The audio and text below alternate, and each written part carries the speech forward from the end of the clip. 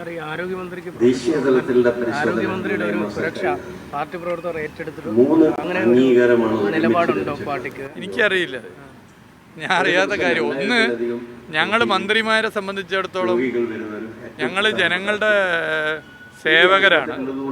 ഞങ്ങളുടെ ഓരോ പ്രവർത്തനവും ജനം കാണുന്നുണ്ട്.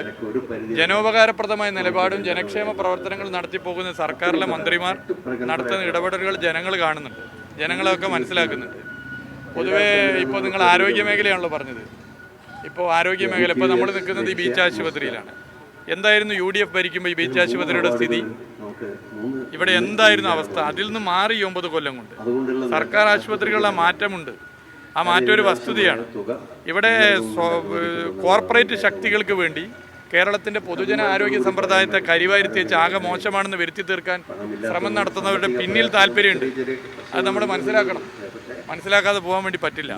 ആ താല്പര്യങ്ങളുടെ ഉപകരണമായി നിങ്ങൾ ആരും മാറാൻ വേണ്ടി പാടില്ല. ഓക്കെ, ബാക്കി ചൂണ്ടിക്കാണിക്കേണ്ട കാര്യങ്ങൾ ചൂണ്ടിക്കാണിക്കുക.